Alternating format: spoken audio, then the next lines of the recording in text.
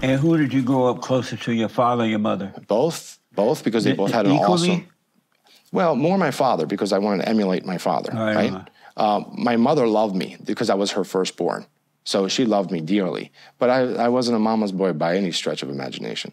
Actually, I had pushed them both away so I could find myself. Right on. Because my father was a little bit emotionally not there, because he was working so hard in the restaurant business that I was never able to go with it to him with my problems. Really? But he was very, very good at showing me how to be determined and how to work. Did you resent either one of your parents at any point? Oh, yes. Oh, yes. Have you forgiven them? Oh, for 100%. You told them? 100%. Nice. We've had all the conversations. I mean, I can't be a healer or do the work of healing other people by not, being healed myself. Nice. You have to come to Christ. If you don't come to Christ and put all your wounds in front of him, you can't be healed. No human being can do that for you. Only Christ can. And so you were healed of what? Sorrow, depression, anger. Big time. I had anger. Inside, everybody was a problem. It wasn't me. I had to look at all that stuff and say, you know what, I leave it to you, God, and he healed me. You are married, right? I'm currently married, yes. And are you the head of your wife? Of course. Well, Jesus Christ is the boss of all of us, boss of my wife, boss of me. If we're talking about who's the head of your wife, I believe in the biblical, and that's also what my wife believes. I wouldn't have married her, Jesse, if she didn't believe that she was part of the family structure as biblically said. Nice. And so does she obey you?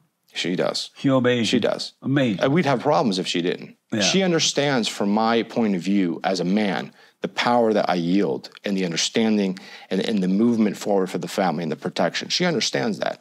And I understand what her purpose is, to love the family and nurture it and do the things I can never do. Women have a special power that we don't have power. And what's that? That's basically being a mother. Well, you can't be a mother. Your mother, my mother, they hold a special part in our heart, don't they? They do. They have to. But that's not good. I understand your position on this, but when Jesus Christ told all his apostles, and I do believe there was a female in there, right? Love each other as I have loved you. Right. I believe that was a command, letting her know that she can love and she can be loved and all as well.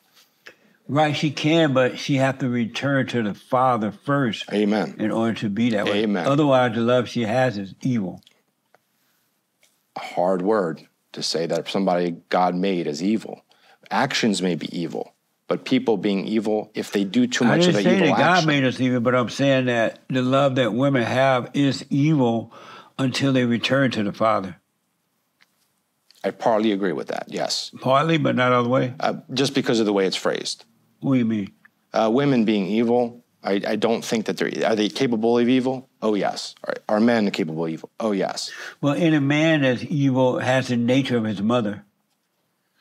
Again, this is something that may be cultural, it may be also biblical in a way that is taught differently to different religions. I was never taught that. I was never taught that women are evil in the Orthodox faith. Why didn't they teach you that?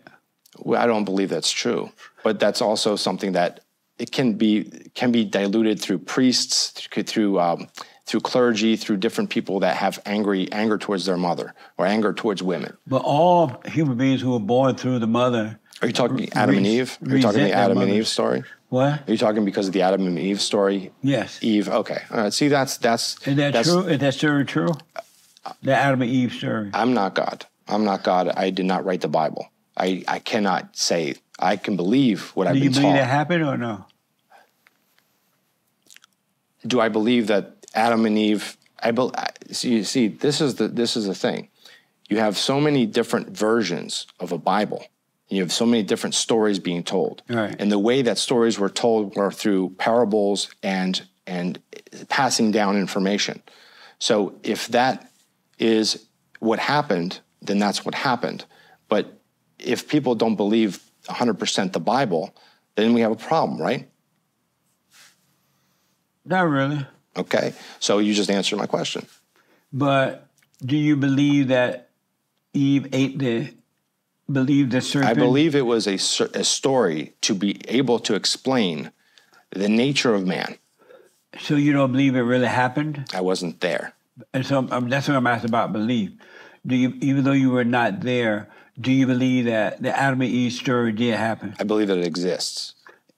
Do you believe it happened? You asking me if I believe that Adam ate from the apple? No, that Eve ate from the apple that the serpent gave her, and then she thought that she was equal to man after that.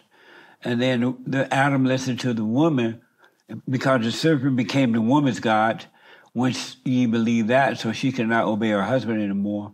And then the man believed the woman, she became his God. Do you believe that happened? I believe that it happened, but the way that is understood is different for every religion and everybody who teaches it or learns it from somebody who teaches it. So you do believe it did happen, though? Why is it so important that I believe that it happened? No, I'm asking. I didn't hear your answer yet. Oh, I believe that it happened. Yes.